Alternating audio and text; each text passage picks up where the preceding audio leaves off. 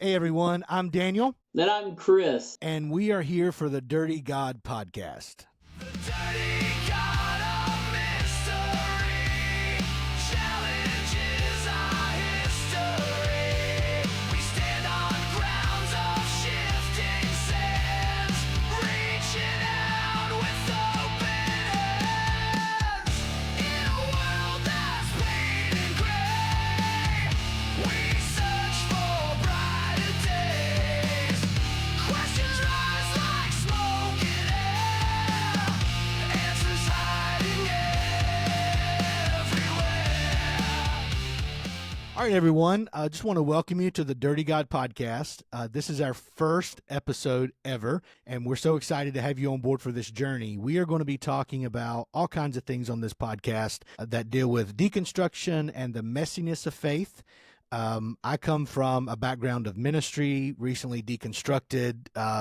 You can follow that journey on my other podcast, but I'm here today with my friend Chris, and we're going to be unpacking some of this stuff because we know that in church there's a lot of stuff we're just not allowed to talk about, right? Like a lot of stuff that needs to be talked about, stuff that probably should have been talked about 10 years ago or 20 years ago. We're probably way behind on some of it. Everything from church organization to the way the church handles finances to Q issues to the theological dilemmas and all kinds of stuff we're going to be talking about here on this podcast. Nothing is off limits, and we are not censoring anything. We're going to talk about it all.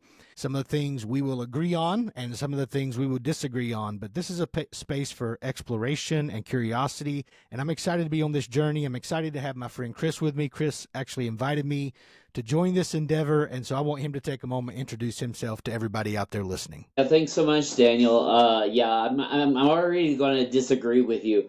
I think we should have been talking about these things maybe 40 or 60 years ago, right?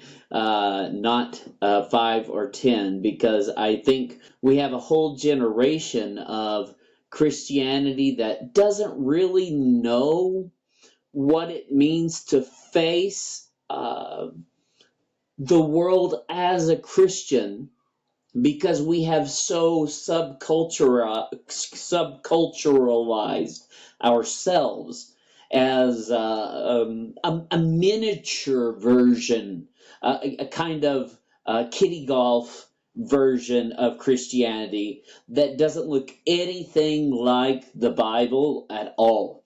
And so I think we have to start these questions. Now, I don't pretend to be any kind of expert. I know you don't either, but we do have kind of different backgrounds. We both come from ministry background. I'm a missionary in Argentina. I've been here for 15 years, and I'm a theologian and ecclesiologist. So I come from this as a kind of a trying to research and understand that this whole movement of deconstructionism. And I come from it because of friends that I have that have deconstructed, but not just in a real way.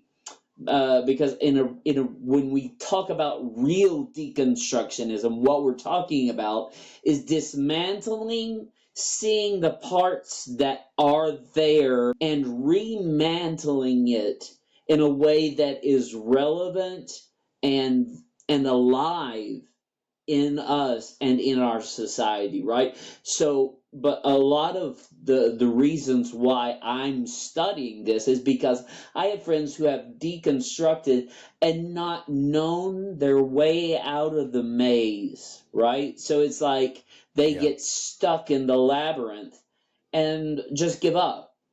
And so I want to come at this face on, like you said, and I mean, even naming names and perhaps getting hate mail over it, because we kind of, I'm going to, spoiler alert here, we're both from the same denomination. I'm sure we'll be talking about that later, but Daniel's on the outside and I'm on the inside. He's in the northern hemisphere, I'm in the southern hemisphere, and so it's kind of this yin-yang perspective where I think we have a nice fit for conversation, Daniel.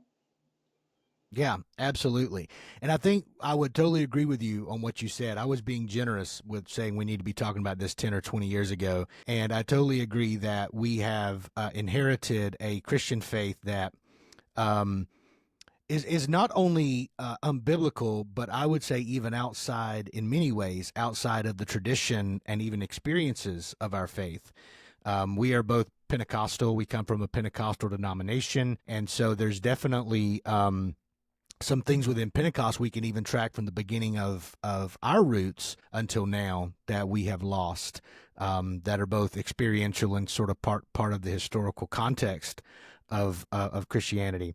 And so, yeah, and so like you said, you come from that that ministry background, that scholarly background. A little bit about myself: I did pastor for 20 years, and I do currently do chaplaincy work. And I was thinking earlier, despite our differences, one of the common grounds I think you and I are going to find in these conversations is the pastoral piece, because at the end of the day, this is about people, and the church is about people. The church is people. It's not a building. It's not an institution. It's people. And when we talk about pastoral care, that's where the rubber meets the road. So we can have all kinds of ideas about God and about people and about this group of people or that group of people. We can have all kinds of thoughts about the gays, all that stuff. But at the end of the day, there's still real people out there, and the church is supposed to be about the business of people. So I'm looking forward to these conversations.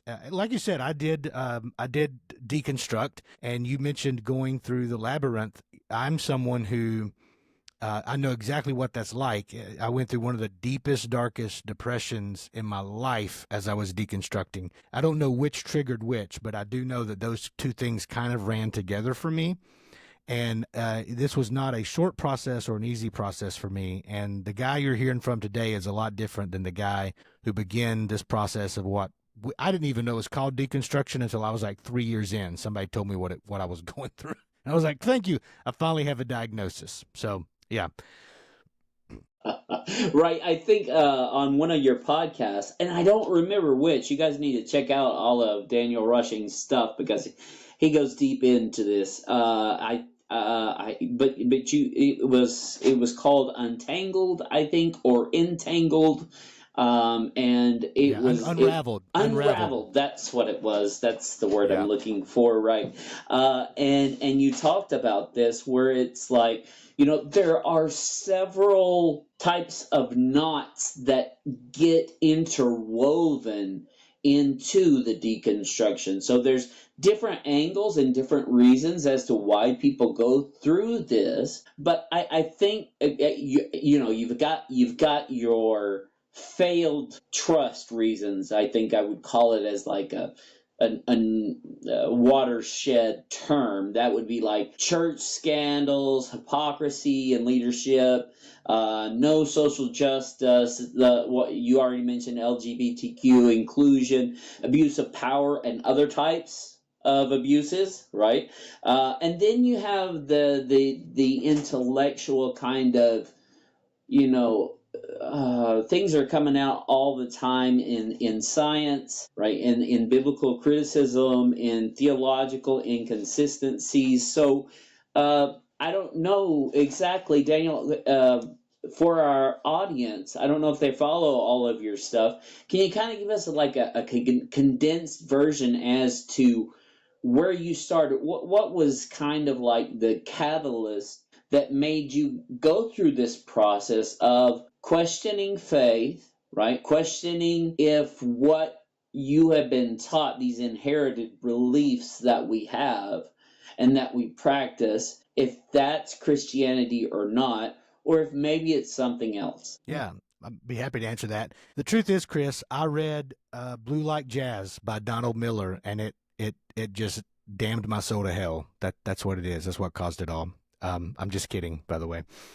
For those of you who know, Blue Like Jazz was like a seminal deconstruction book that came out way before we knew that it was deconstruction, right? I had no idea that was a joke, but that's hilarious. Yeah. Okay, go on. Yeah. So I was thinking about it earlier, actually, because I was thinking like some of the influences that have influenced me. And I was like, Donald Miller was really the first one. But, so The truth is, I think I started deconstructing pretty early when I became a pastor. So you and I both have similar stories in that we started ministry young. And I was pastoring my first church at 21 years old. Mm-hmm. And I had been raised in the church my whole life. I was an evangelist. I was a good preacher. I really knew how to do the Pentecostal thing, right? Like, I was popular. People came. We had moves of God at the altar.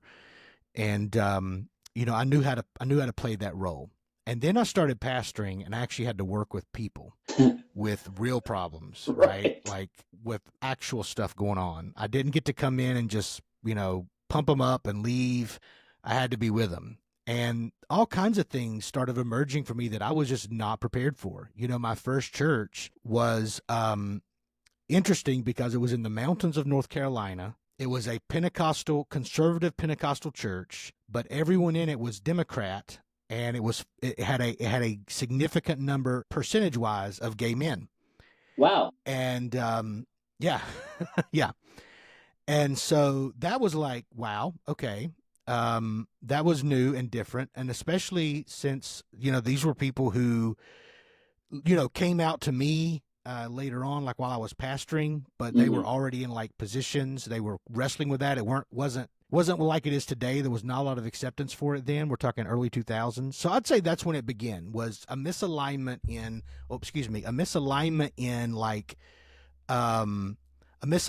in what the church is supposed to be, and then what's actually happening in the real lived experiences of people. And I really was passionate about ministry. I wanted to do God's work. I still do. It's very important to me to feel like I'm doing God's work.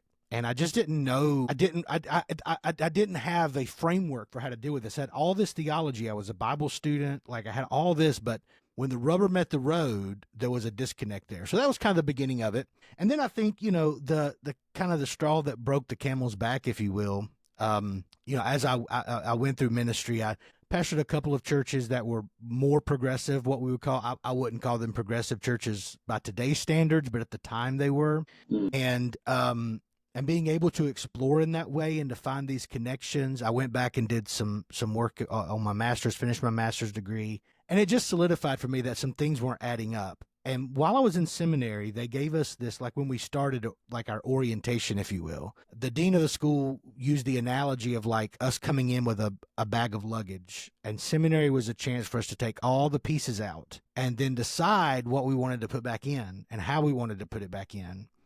And I guess that's kind of where it started for me, where I gave myself permission to do that and be like, okay, Daniel, this is a chance for you. You've came here to learn. Here's a chance for you to do that. And so I was doing that. And while I was doing that, a lot of things happened to me in ministry that will definitely come out as we go through this podcast. But the short version is I was fired for the first time from a church. I was fired because of my social justice stances online, two of them in particular, and which were blogs and public posts, nothing to hide, but the church did not like it. And then I was forgotten about by a lot of people I thought cared about me.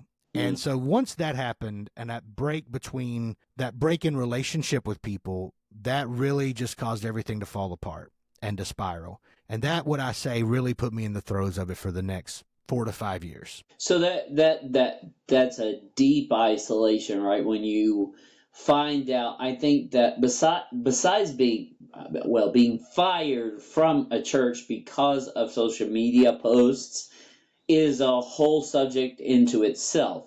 But perhaps the deeper trauma is the lack of relationships that you trusted in, right? So it's like these people that I thought were genuine or genuinely interested in me, you come to find out their genuine interest was perhaps a type of mask to use what your skill set was to grow their idea of church. And the minute that your skill set starts to change, you're dropped. Am I understanding that correctly? Man, that hit the nail on the head. In fact, I'm re-traumatized by you just putting it that way right now.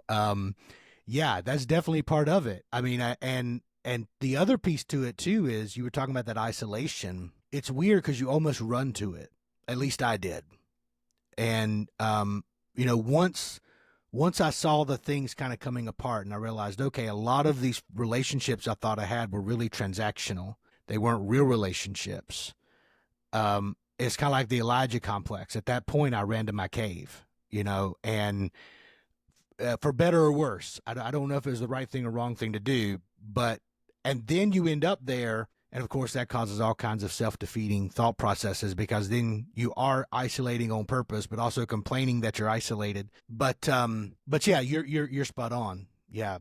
Once I was seen as someone who was not towing the line politically and doctrinally, I was very quickly forgotten about. Right.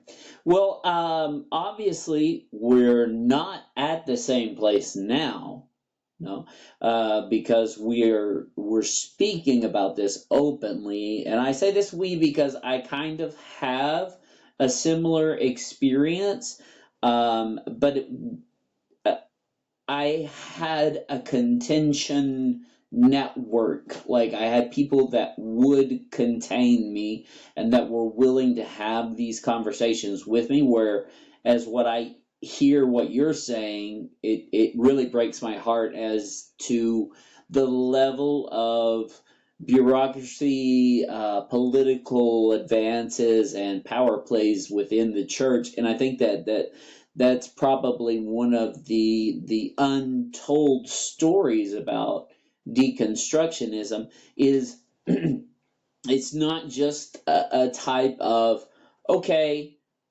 I kind of don't believe in Jesus anymore. And I think that most of the people that go through deconstructionism, it's not like, okay, I stopped believing in Jesus. If there's anything that's bedrock, it's Jesus. But the whole thing about faith and Christianity, right, is that we're supposed to be a family, right? And I can't find my place in the either I'm the black sheep or this is not a family. Like, and I think what has caused this is, and this is why I said maybe 40 or 60 years ago, we need to have these conversations, is because of this whole, in my opinion, the whole mega church complex and the idea of ministerial success being about numbers and reports and institutional hierarchy is determined by how you play up with the metrics. So church isn't very much like a family anymore as it's shown in Acts, right? But it's more of a business property. And so you become a cog in the machine.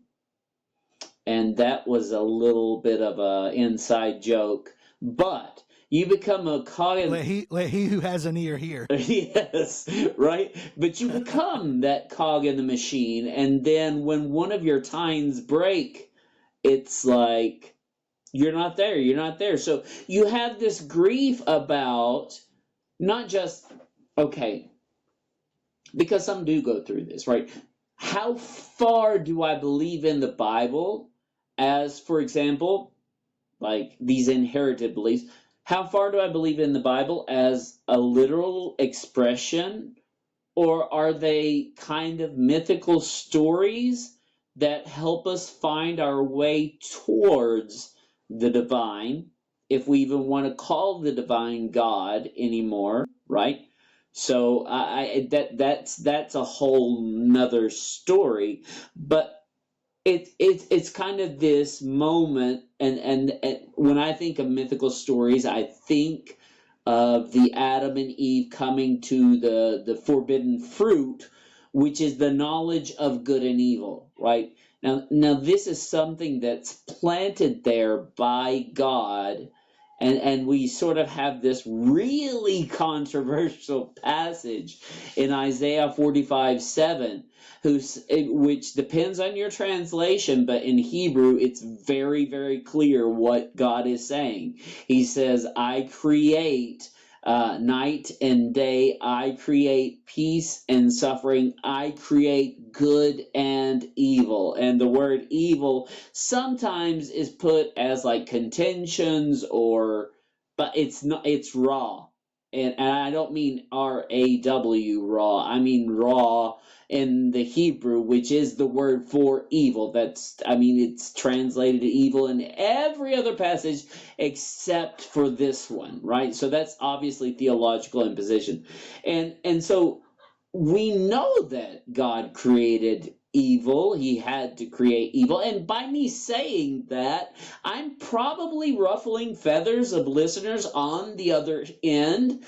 But this, in like just literal reading of the Bible, okay? Who puts the tree of the knowledge of good and evil? And how is that fruit made? What kind of seed does God plant to make a tree that has both good and evil? And we kind of have this duality in the knowledge of it. And it was inevitable that Adam was to eat of that. But when he eats of it, right, he kind of goes through this deconstruction experience. At least the way I can see it is that he has this innocent relationship with God. God gives him everything, right? He's blessed in his work. He's blessed in his family, right? He's got that close walk with God, And then we have adversity and temptation come his way, which in itself is not a sin, but biting of it, the biting of the fruit was this opening of his eyes, literally, right? So it kind of lets you see the whole spectrum. And without that, it's like, okay, everyone wants to avoid this experience of biting the fruit. But I think mythically, and my bachelor's degree was in language and literature. So when I speak mythically, I'm not speaking about stories that aren't real or aren't true. I'm speaking of origin stories, right? That's what myth means, right, in literature. So what I think mythically, what we're talking about here is the idea of what you were speaking about. I think it in a way awesome that your seminary director was like, hey, you guys get to choose here. Here's the spectrum, right? So many of us are only shown a single part, okay? If Adam doesn't bite the fruit, will he ever know that the snake was evil? And I don't want to go all Jordan Peterson here, right? But, we could. But it's like, is your faith really real without doubt? But can you kind of unpack that in your own experience, whether it be in the deconstruction experience or the coming out of the maze, as I kind of call it? Yeah. And that mythology, you also see it in modern stories like The Matrix, for instance. Right. The red, taking blue. of the red pill. Right. Yep. So getting red pilled. But my favorite one, and one that actually helped me through deconstruction, I actually read these stories through my deconstruction, are the Wizard of Oz novels. Oh. And, and that's a great modern metaphor, if you will. But to get to your point, I think. Wait, just a second there, Daniel. Can you kind of unpack that? Because I think a lot of our audience I have the 3 novels, and we're Yeah. reading them with my children now. But I think Okay. a lot of people only know of The Wizard of Oz, like the movie. Can you kind of unpack Yeah. that? Because maybe some of our Yeah. audience doesn't understand what you're talking about. Yeah, absolutely. So in particular, in the novels, there is sort of like this all-powerful force, the great Wizard of Oz, right? The great Oz. And in the universe of the Wizard of Oz, there's all kinds of mayhem going on, right? Like there's these it's been a while since I've read it, but there's like these animals that are currently being used as slaves. There's a lot of injustice, and people the interesting thing of it is that the characters have forgotten some central parts of their identity. They feel as if they've lost parts of their identity, right? So like you have the lion who's lost his courage. But in the novel, you discover he has courage. The Tin Man feels like he doesn't have his heart. And throughout the novel, he realizes that he does have a heart. And then the Scarecrow, who, by the way, this should be a thesis paper if I ever wrote one on the Wizard of Oz. To me, the Scarecrow is the true Wizard of Oz. In a lot of ways. He does wear a wizard hat, first of all. But he is the wizard because in the story, even though he has no brains, he's the one or feels he has no brains. He's the one that solves all the puzzles that they end up in. He's the problem solver. And at the end of the novel, spoiler alert, he inherits the Emerald City and sits on the throne of the Emerald City. So he's kind of like the real wizard. But this all-powerful force, which is kind of hovering above all this chaos that's happening, there's a climax to the story in which they realize that he's a fraud. That in essence, there is no real power in the wizard. The wizard has basically built an entire institution around himself that hides him, right? That hides who he is. In the movie reproduction, you can really see this, a little different than the novel, but you really see this, right? Like there's all these gatekeepers to even get to the wizard. And then once you get to the wizard, you don't actually see the wizard. You see this mechanical, smoke screen of the wizard. And then you realize the wizard, is just this little man behind the curtain. And so for me, that's kind of what it felt like. It felt like I was seeing behind the curtain. And I had always sort of seen behind the curtain because I was put in leadership positions very early in the church. But then I really began to see behind like those relationship curtains and the institutional curtains a little more. So to get back to your original question, I do think that's part of the process. And, the whole evil thing, I don't know if I want to go down this rabbit trail or not, but the whole idea of God creating evil, as you've kind of opened that can of worms a bit, is sometimes hard for us to understand. But to me, it goes back to the question of theodicy, which is, the question of why do good things happen? Why do bad things happen if there's an all good God, right? Right. And the reason that is because we have, to some degree, is because we have choice, which in the story of Adam and Eve, that's kind of like a major component of the story. You take out the power of choice and we have no story. We have no Garden of Eden story. And like you, I believe it's a story not just about the fall of man. I think more so it's a story of the human condition that given the choice, we will at some time or another choose to do the wrong thing. And that's what happened. But you can't have you can't have love in the world without choice. And as long as people have choice, they will do things that are not good. They will do things that are evil. That's just the nature of it. I don't, that's just the matrix. I can't tell you the exact whys of it. I'm sure there's maybe you or someone who's much smarter than me could, but I just look at it as you can't have love because love has to be a choice, and God is love. And if we are made in the image of God, and God wants this world to be permeated with his love, which we see as a message throughout the Bible, and especially in the New Testament, then there has to be free choice. And if there's free choice, then there will be bad things, right? There will be evil. But ignorance is bliss, right? I mean, ignorance is bliss. Right. And so once you see it and you can't unsee it, the next image in that story of Adam and Eve is they're hiding naked. And I can't tell you the shame I had when I left church, and I didn't know why, right? Like, I mean, there were things I was ashamed of. We all have those things. There were things I regretted, because I'm getting older. I'm in my 30s, going into my 40s when all this is happening. So a lot of this kind of comes together at the same time, right? For me, like my daughters are graduating school, they're starting college. Like a lot of this to me is all part of those life transitions. But there was like this immense amount of shame, and like I said, you hide, you isolate, and that's what Adam and Eve did. They hid, they isolated.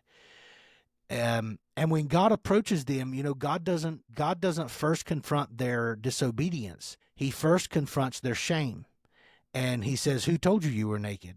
And so that's one thing that really helped me navigate that process, is just understanding that out of all the people I should feel shame and be ashamed in front of, God is not one of them, right? Like, out of all the individuals, that God can tolerate my shame because God has seen me completely naked. God knows my heart. God knows my coming in and my going out. And yet he's still in a relationship with me.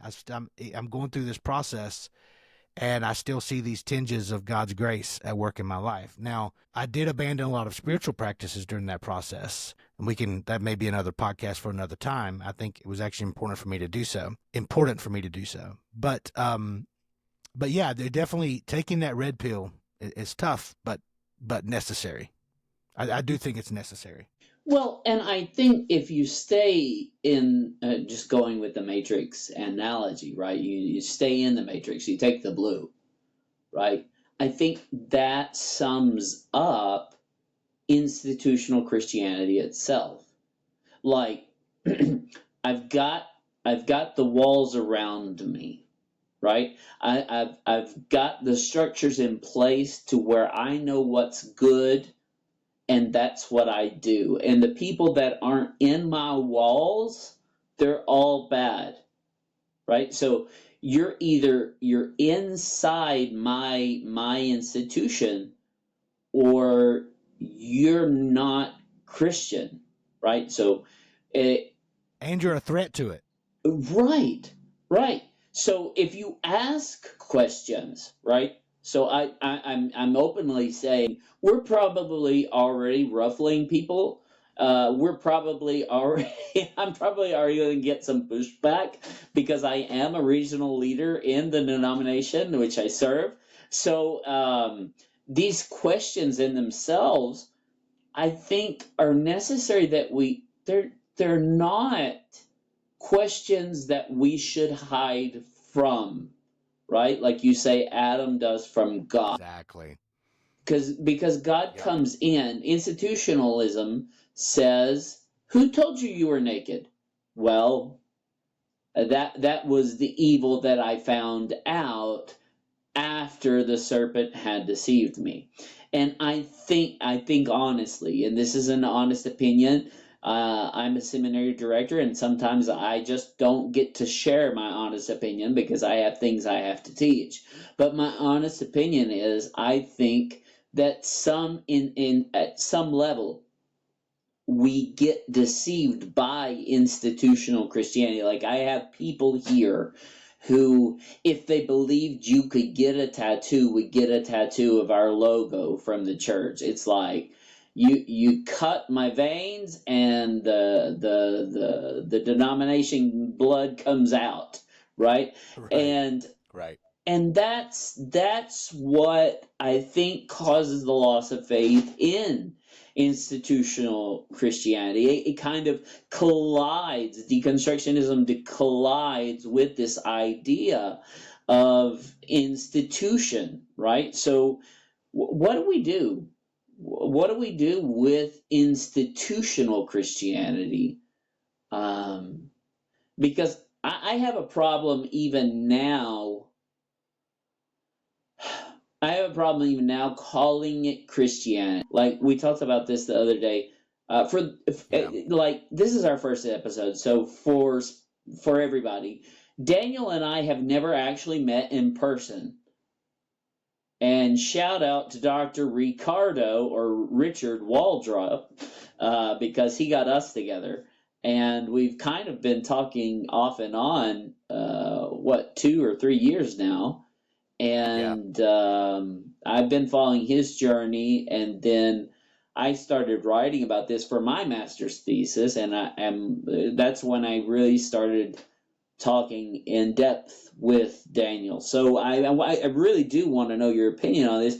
What do you do with institutional Christianity? I mean, do we just leave it behind? How do you navigate coming out the other side, knowing, right, that you talked about your shame and knowing that before God you should not have your shame? but the institutionalism will put the shame on you. Yeah, I think I heard someone said this. I don't know who said it. I'd give them credit if I could remember. But someone told me one time that institutions are created to preserve the gains of the past, to preserve the progress of the past. Yeah. And so to that degree, I think they function well.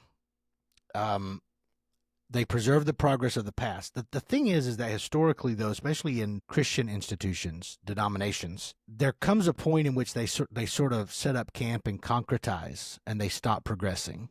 They stop being open to new revelation. And that's the danger of institutionalism, because then you can't have conversations anymore, right? Like once you build a building around something and like it's concrete and, this is just something we cannot talk about, we will not talk about. They're trying so hard to preserve the gains of the past that they're putting an obstacle to any more progress towards the future. And also they become more and more disengaged from the world around them. It's just like if you build a little fortress, right? You just end up hovering behind that fortress at all times. And then the only thing you're building is defense weapons to mount to the wall. And that's what institutions do, because they're no longer pilgrims. They're settlers. And once you become a settler, everything changes, right? And so because then you have land to protect. Yeah. Then you have land to protect, And that is interesting, little asterisk here. It is interesting that God's people, the story of God's people, is largely nomadic, at least in its origin stories. Abraham was a nomad. The Hebrew children were nomads. The prophet Elijah was a bit of a nomad. You see like this nomadic sort of theme, There's something to be said about being untethered. But at the same time, I would say, one of the negative things I think about postmodernism is the untethering of ourselves from all the institutions that sort of ground our society.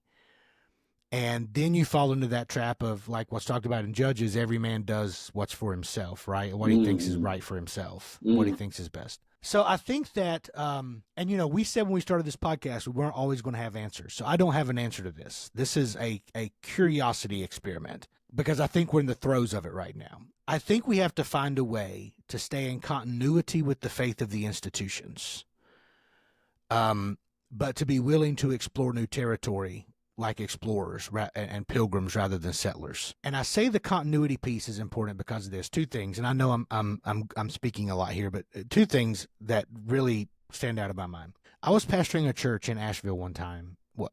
That was one of my best churches. I love that church. And when I was there, we had a sign we put out front. And on the sign it said, "This is not your grandma's church."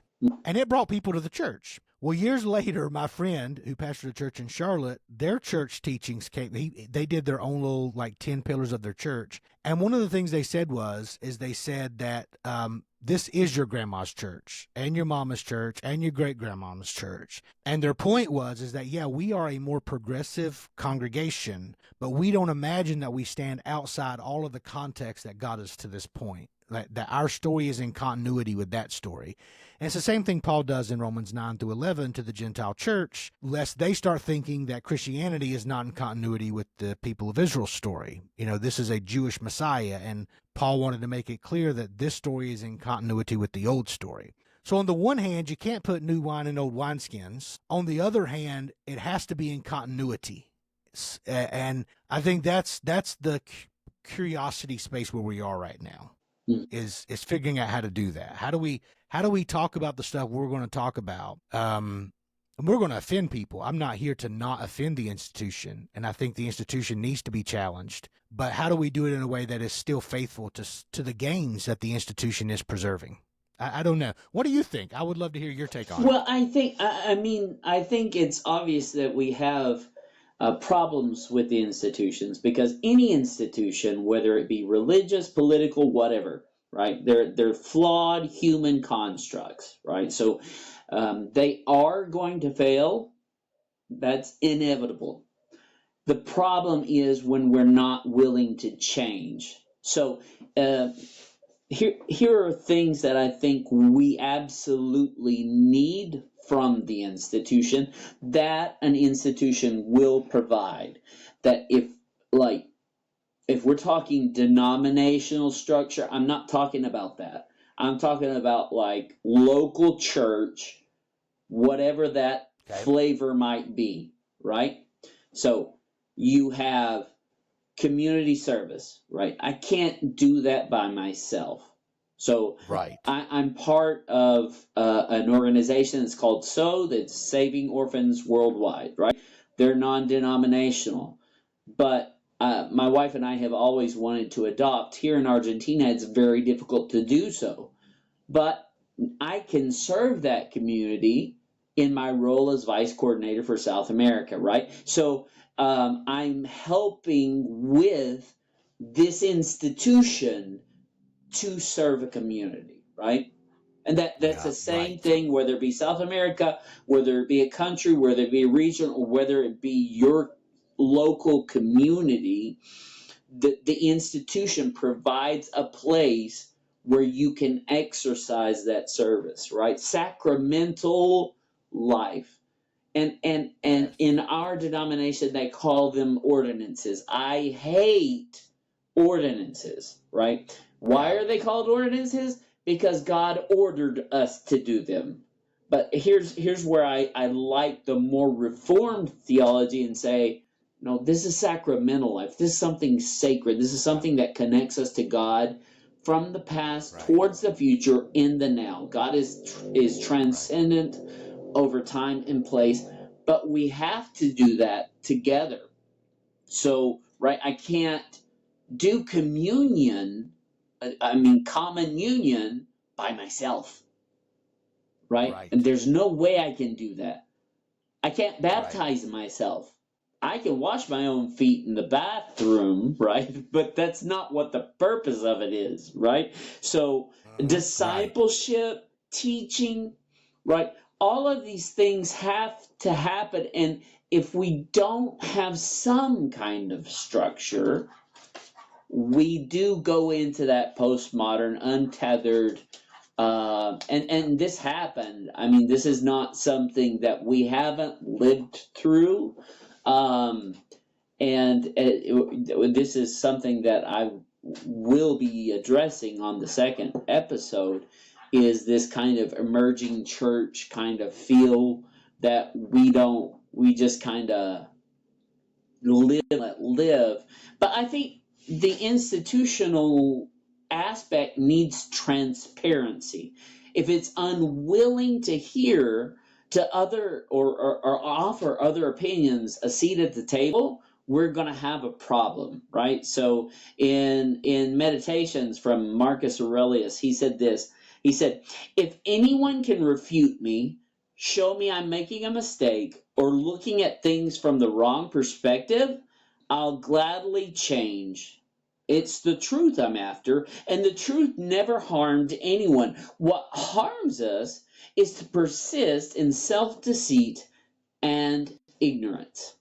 And I think that this is what makes institutions valid, in that it congeals us together, but at the same time it allows us to have our own expressions of faith.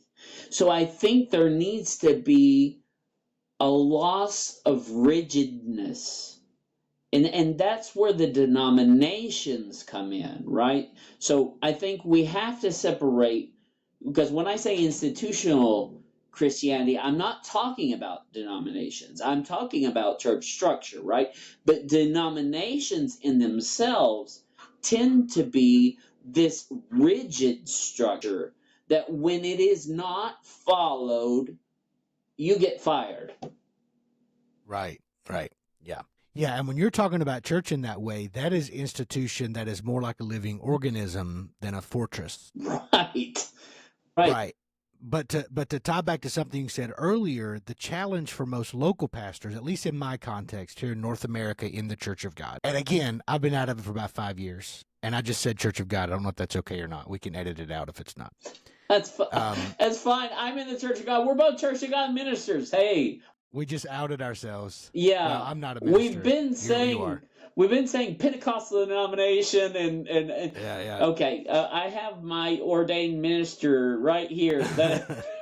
Right. That's my credential. Right. Go ahead, brother. No.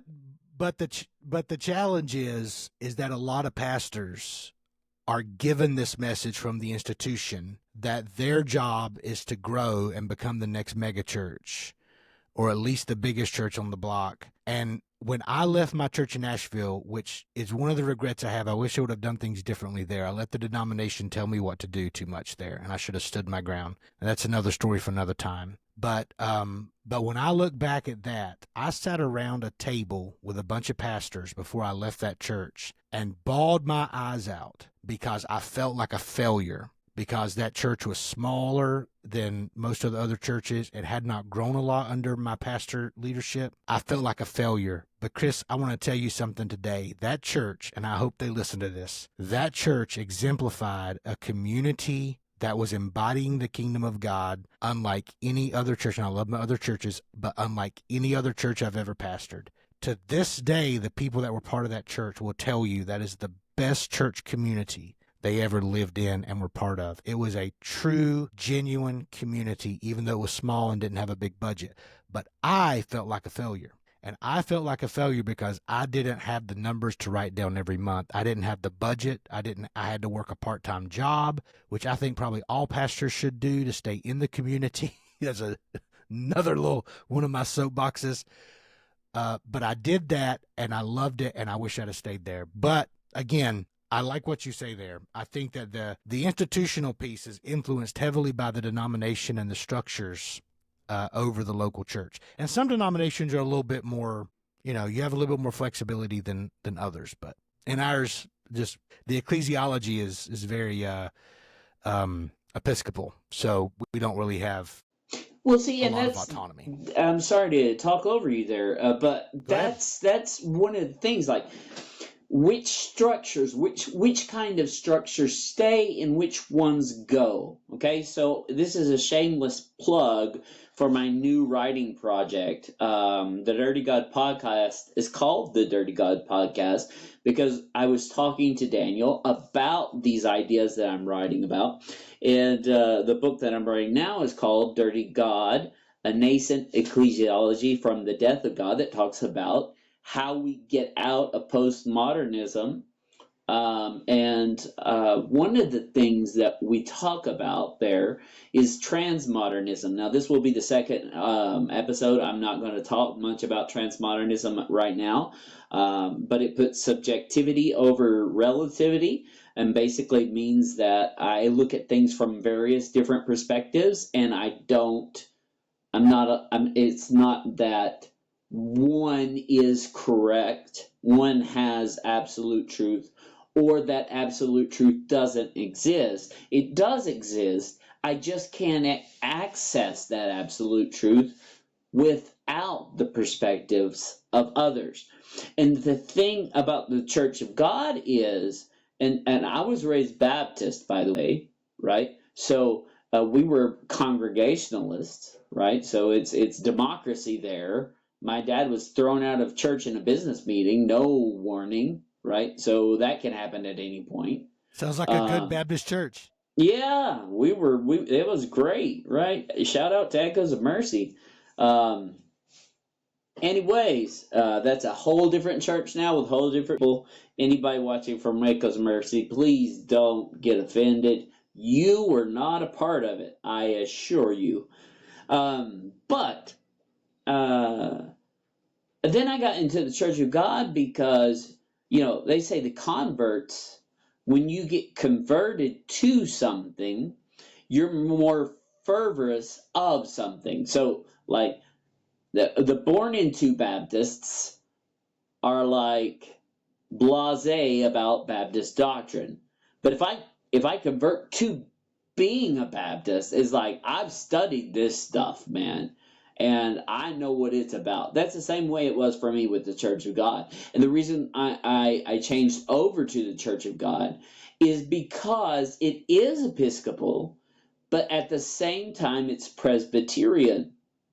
And what I see as one of the greatest challenges to this denomination is that its pull is Episcopal while ignoring the built-in Presbyterian safeguard, right? So it's like there are a lot of issues with the Church of God that are happening right now, and it's exactly because of what you said. It's exactly because of what you said. Listen, I've been on the regional council, right, as a presbyter, as a counselor, right, and literally not knowing what's going on, even with finances in my region. And that, like, in our denomination, that's like the main job of the presbyter or the regional counselor, would be whatever your denomination may call it, right? So what I think the way out of this is to give equal value to the presbytery as we do to the episcopacy, because the episcopacy is chosen from the presbytery, right?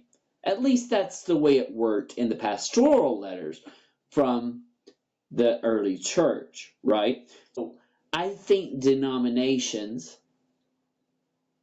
have a reckoning that look towards episcopal leaning and even congregational leaning, right? I think we kind of have to have these checks and balances to where, you know, the congregational leading type churches are more democratic.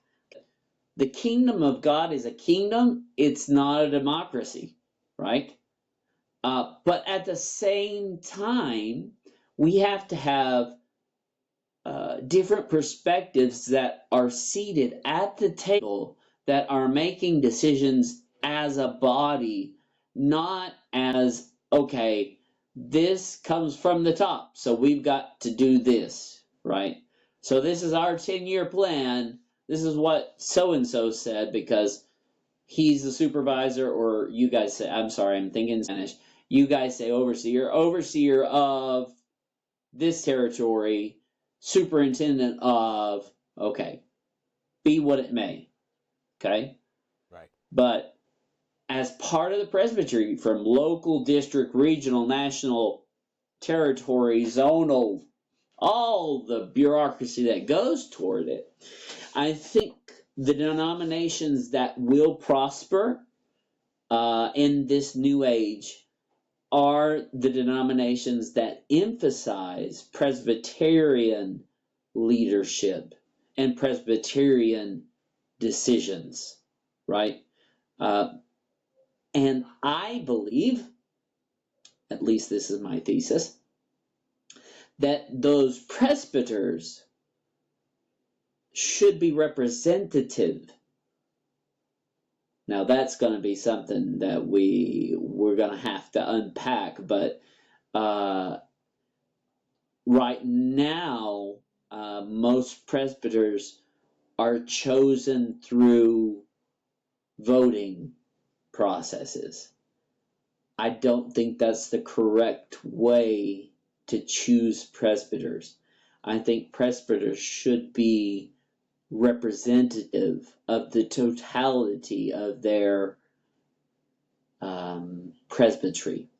What I mean by that is, for example, in the Church of God, we have a party when we have one Hispanic person on the council of the 18, right? So that's not representative, right? Okay. Right. How many people do we have from South America that are in the Church of God? How many people do we have from South Asia that are in the Church of God? And how many presbyters do we have that are making decisions that impact the totality of the denomination? And that's where I think institutional transparency is necessary in the denominational structure. And if we don't have it, that denomination will become an empty shell, and we will only do what you said, right? We will only champion the triumphs of the past. We will become irrelevant for the present, and will become non-existent for the future. Yeah. You're more hopeful than I am, I think. I think we're past that point, and just you talking about the presbytery process gives me anxiety, because I feel like where I'm at now is much more of a leave me in the wilderness and don't mess with me mentality. But yes, I do agree with you on Presbyterianism being a much more fair and equitable leadership structure within the institution of the church. But maybe, now hearing you say all that and me just reflecting, maybe I do feel a little bit more like denominationalism just needs to be put to bed, at least for the time being. But that's just where I'm at. I mean, I go to a denominational church, so, Right. I think what's going to happen what's going to happen in the future is we're going to have more of a denomination fluid structure, where people don't fit into categories of denomination. Right? Denominationalism is very modern, and we're past postmodernism, so it's like, guys, we got to rethink this thing. If you actually want to be part of the kingdom of God, and not make your career out of a denomination. Like I ask in pastoral theology, and this is where we have our pastors in the regions, we have our overseers, districtal overseers, our regional overseers. I've had regional overseers from other regions take the class with me, and I'm like, guys, if you can tell me who the general overseer was in 1974, I'll give you an A in the class, and you don't have to even show up for the rest of it. It's like, that's the highest position you can get in this denomination. And it means absolutely nothing, because the people will forget you.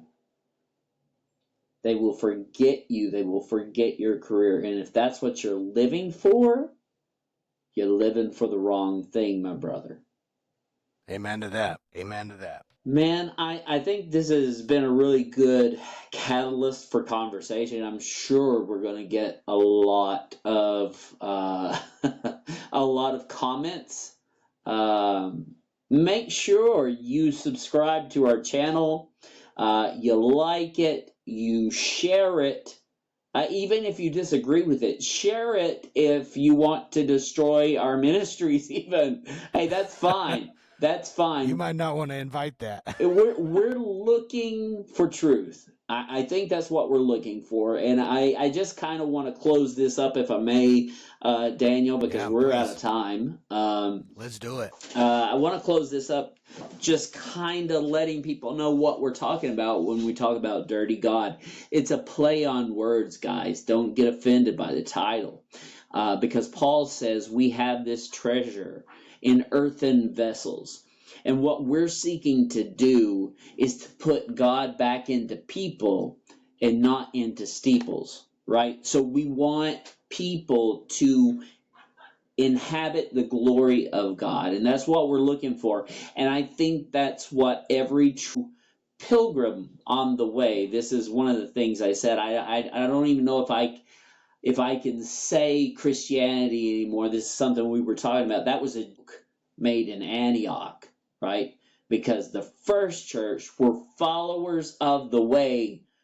So you think when people talk about being on a spiritual journey as being progressive, as being liberal, as being, oh, he's too mystical, or, well, just kind of read the Bible, that's what they define themselves as. This is a way, and we're on it. And sometimes the way may seem like a maze, but there is grace in the middle of that maze that allows us to find seeing behind the curtain, as Daniel said. No, that's the definition of revelation, right? It is apocalypse, right? So we want you guys here. We want to hear from you. We want to hear about your opinions. We want to hear where you disagree with us. we want to hear where we're wrong. I'm here like Marcus Aurelius. I always tell my seminary students, hey guys, I'm human. I reserve the right to make a mistake. So please let me know if we're wrong, if we're right, what you think. Put your 2 cents in. Subscribe to the channel. Tell us what you think. And we may even do episodes based on the content that we find in the commentaries, in the commentaries. I'm sorry, that's another Spanishism. In the comments. Comments. I'm here for you, Chris. I'm here when the Spanglish kicks in. I'm here for it. Yeah, he's my translator. I can't. I've lost it. Born in Cleveland, Tennessee. Been here for 15 years. Starting to lose the vocabulary. So help me with that as well. But like, comment, subscribe, share, and we'll be setting out another video here in a couple of days. So be looking forward to that. And we'll be talking about this type of amazing grace. That's not my title. That comes from a postmodern theologian, Mark C. Taylor. But we're going to be trying to find a way out. We've left us with a lot more questions than answers. So let's try to find this out together. Any final thoughts, Daniel? No, it's been a great conversation, and I can't wait to continue it. We're going to be covering some really, really awesome and necessary topics to discuss. Amen, brother. Amen. Well, you want to leave? Absolutely. This has been a great conversation. We're going to keep coming out with some new episodes. Stay tuned. About every week, you're going to hear from us. Make sure you, as Chris said, make sure you like this video, subscribe, share with everyone. We are here to talk about the messiness of faith, and this is just the beginning.